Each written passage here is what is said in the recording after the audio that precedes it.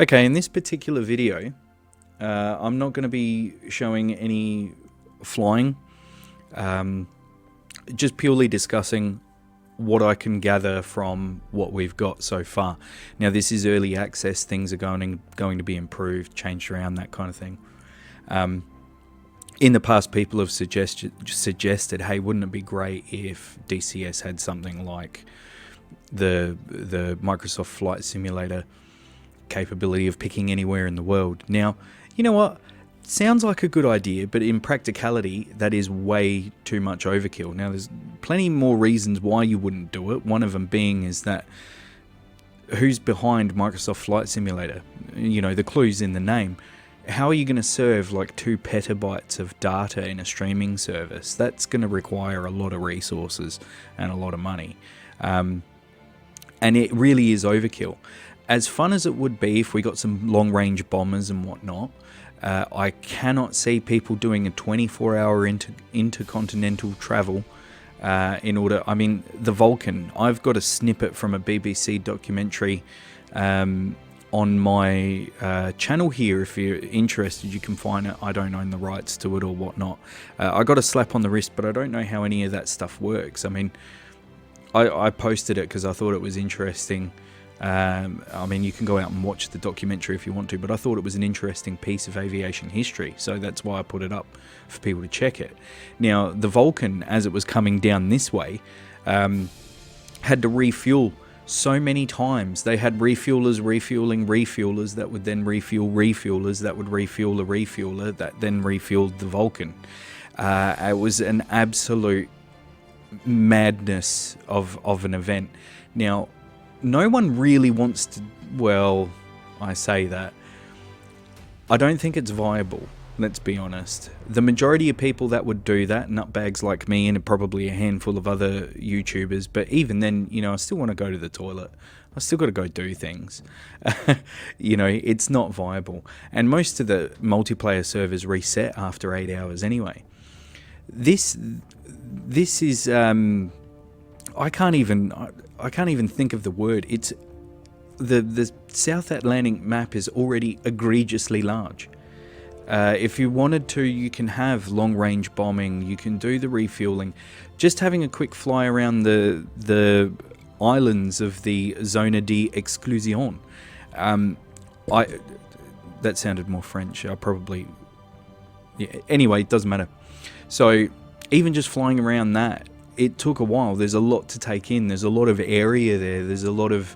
And that's just the islands. And we've got the landmass to the west of that. And there's a lot going on there as well. Now, the area is obviously quite barren. You know, there's not much in the way of survivability, really, like trees or anything like that. If you're to get rid of the water, it kind of feels like home. For me, it's just nothing but death. So, you know, don't expect seeing, you know, too much foliage and that kind of thing. But the towns are nice and all that kind of stuff. But that's more of a visual, and things will be added to it because it is in early access. But my taking away from this is there's a lot of environments that make it feel bigger than it actually is, and it already is a huge map. There's plenty of recreation. You know, it's there. I mean, you can recreate all kinds of stuff. We've got the Harriers. However, we don't have like Mirage 3s and the Skyhawks and that kind of thing. But, you know, maybe in the future we will. But either way, you know, it is a large area. You could recreate it with things that are, you know, have similar kind of performance characteristics, or even just take up a Mirage anyway. You know, so I like it. I give it a thumbs up. I give it a... Well, obviously, I'm going to give it a 10 out of 10. Not so much because of the looks. I mean, we're in a flight simulator. It's not... You know, it is nice to go for a bit of a navigation fly and kind of see your way around, and things look pretty. I mean, it looks pretty now. It's not, you know, gorgeous, but it is pretty. You know, you'd still spit in your hair and take it out on a date with some flowers. But the main thing to take away from this is the variation in environments. Sea battles, you can have huge sea battles in this. You can do so much with it, and it is huge. There's going to be air-to-air refueling. There's so much going on. There's not too many airfields, but that's not too bad. I don't think that's a huge problem. There's going to be probably invading forces coming in through aircraft carriers or whatever. But I'm looking forward to the missions that are going to be being generated on this. And having a look at some of the areas, helicopter combat's going to be really interesting as well. Some areas you can kind of hide or whatnot, but there's just flat areas where there is nowhere to hide from a Stinger. So you're going to have convoys, vehicles, all kinds of stuff. We could probably recreate some pretty hectic things on this map. So 10 out of 10.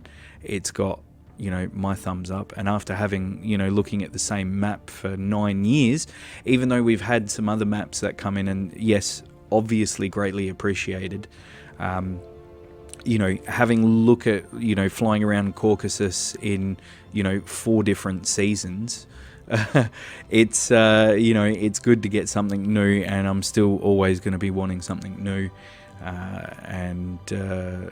yeah, that goes for the aircraft as well, but I still can't keep up with so many aircraft I haven't purchased that I still want to buy. But yeah, when you bring out a new map, I've got no option but to throw money at you. I still need to get the channel map, but other than that, I've got I've got my favorites. They have built my favorites, and I've got them all. After purchasing the Apache, I think I have every single one of my favorite aircraft. They definitely know what they're doing. Although, if we could get a variation of what the Aussies did to the Sabre, that'd be good. Bigger cannons, bigger engine. But I don't think that's going to happen. But anyway, thanks for watching.